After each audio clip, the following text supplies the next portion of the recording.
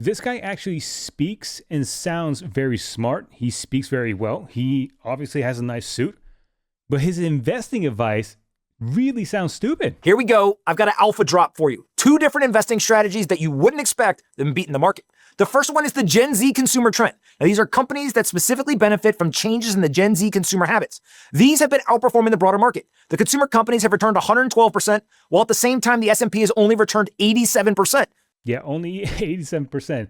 Why would I focus on companies that basically follows the trend of one of the, if not pretty much the poorest generation of all time? Like, how does that make any sense, dude? Even logically, that doesn't make any sense. Why would I care what Gen Z spends their money? They got no money. I'm sorry, Gen Z people.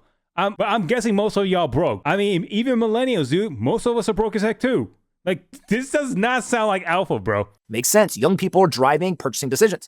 The second is investing in companies that have at least 50 million followers across social platforms. These companies have returned 380% over the last decade, compared to only 223% for the S&P over the same time period. Public's got this great feature where Yeah, I don't know about the whole 50 million thing, but why aren't you actually showing any list of companies that they're mentioning that actually they outperform it? Like, what am I supposed to do with this? It's just like a bunch of lines and numbers that leads to nothing. Like, how is this investing advice? Public's got this great feature where you can backtest portfolios. And so seeing Gen Z consumer habits or seeing companies with at least 50 million followers on social media, both of them are outperforming the S&P. And so the more that you learn these alpha type strategies, the better your portfolio is going to be. Yeah, I don't know about that, especially considering the fact that you were actually sponsored by them.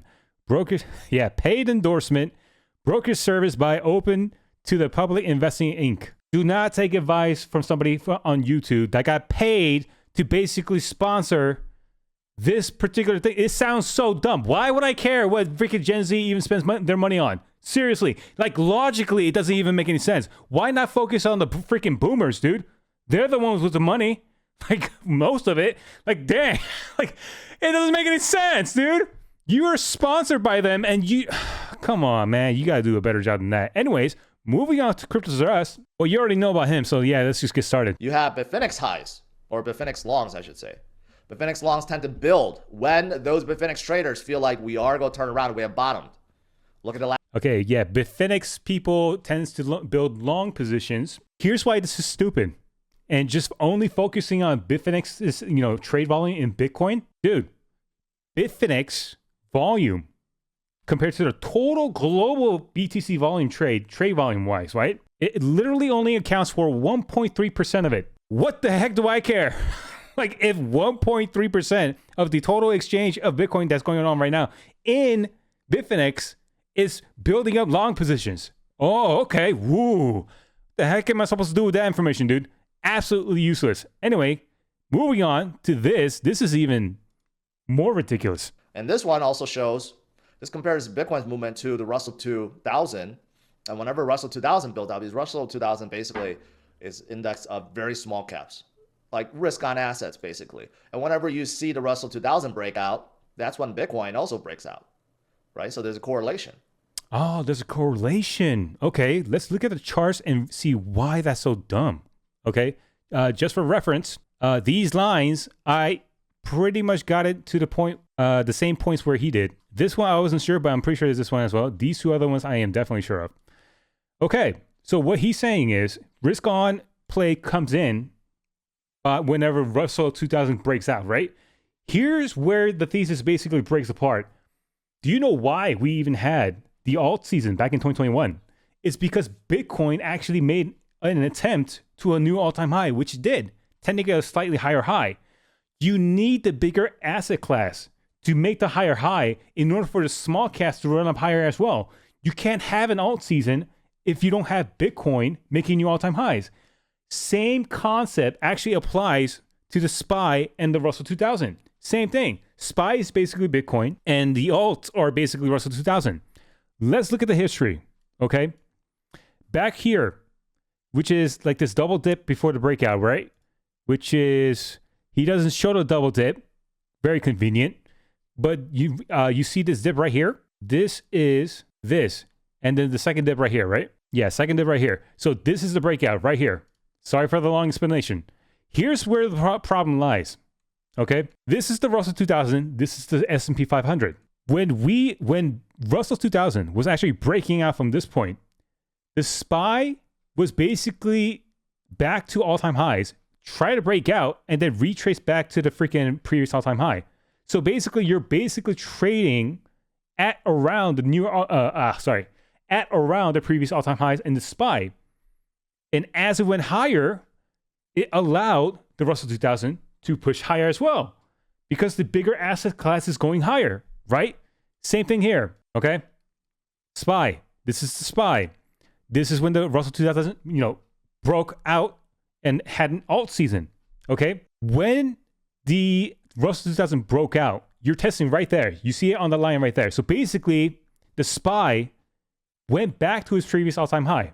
And then the SPY broke out, which allowed the freaking S&P 500, the Russell 2000 have an alt season. You get the pattern here? The bigger asset class has to make the new all-time high in order for the smaller, altcoins, Russell 2000, to make an all-time high. Here's where the problem lies, dude. You're saying right now the Russell 2000 is breaking out at all-time highs, or is trying to attempt to break out, right? Here's where the problem lies, dude. The Russell 2000, the S&P 500, not only broke above the previous all-time high, and this is when the Russell 2000 was basically retesting its previous all-time high. The SPY is already up, dude. You need SPY to go higher in order for you to have Russell 2000 to go higher as well. Dude, so in order for you to have alt season, basically, you need the SPY to go higher. And the way I see it right now, the fact that it's actually hitting this upper end of the parallel, actually, no, this is inaccurate. But either way, dude, if the SPY was basically back at its previous all-time high before it made this run-up, then maybe, yes, it has a chance. But the fact that SPY is basically at all-time highs, how is it going to go higher at this point? Maybe it can, unless something breaks between now and until the new Fed chair comes in and makes his first, rate decision, which isn't going to be until June anyway. Like, bro, now on top of that, do you understand the reason why we went down in the market in the first place, dude? One of the biggest lenders, private lenders, is actually backing out on a deal on the AI data center, which is basically the only thing that's propping out the US GDP right now. Yeah, the debt problem in the AI sector, bro.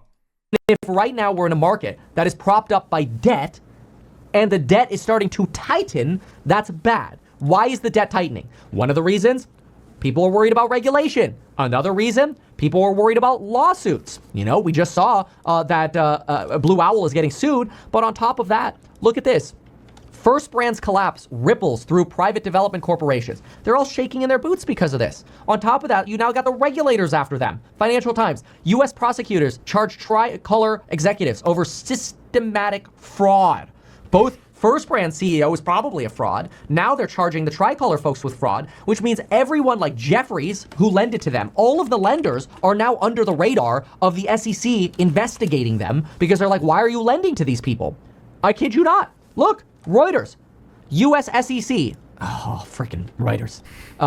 U.S. SEC investigates Jeffries over First Brand's clause. That's how credit. Oh, here, I meant to put it up. That's how credit starts tightening. People get nervous. See, so that's exactly what's happening right now. And that's exactly the reason why the Fed is actually printing a little bit, 40 billion per month in the first place. And yet none of these, crypto YouTubers are even mentioning this, dude. Why not? This could definitely affect crypto, dude. And not only that, the fact that, the government shutdown was a convenient, cover up or whatever, right? But the fact that we actually had a negative print in October, and it wasn't even a small negative print either, dude. And I verified this, dude. Negative 105,000, bro. Where do we stand with all of this? Well, we know the unemployment numbers were trash. There's a reason Donald Trump hid the unemployment numbers for October, okay? The October unemployment numbers were horrid. I mean, we'll go look at them. And then look at the revisions as well. BLS labor report, and you can look at the S&P report that just came out. Not great.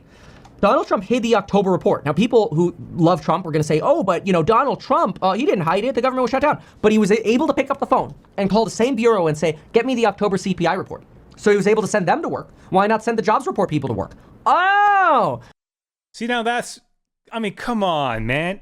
Like, if you think about it logically, that is just so sus, dude. Like, you can actually, Come on, man. How the CPI, the people, they're part of the government too. I'm pretty sure. Like how? Oh my gosh, dude. And the market is basically ignoring all these freaking risk factors. Oh yeah, liquidity's coming back in, dude. Yeah, get in Bitcoin right now. Are you kidding? Bro, even if you look at the chart of Bitcoin right now, you're basically still chopping around in this bear flag. Okay? Look at this right here. We're knocking on the door right now. And if it breaks, I'm not sure if even this pivot area is going to be much of a support. This area would be a lot of support, but that would be like something broke in the system or something. Like something blew up. Like seriously. My goodness. And like, dude, like this guy, exactly. Just constantly mentioning, oh yeah, 40 billion being printed. We see these headlines every day. We report these headlines to you. You know, we announced that we're resuming reserve management purchases. Quantitative easing is starting again. Yeah. I wonder why. Dude, how do you not even mention any of this? Like, all right, cool. I had enough brain rot for today. So yeah, hope you guys enjoyed. Like, share, and subscribe. Please share it with somebody who might be going long. As far as a swing, maybe a bigger bounce, because I really expected a bounce to be at least back to like 100 and something. Man, the bounce is weak. So be careful out there and leave a like, subscribe, and just, yeah, don't trust guys who get sponsored by them. They literally say in their freaking channel description, dude. So always check the description. They're getting paid, dude.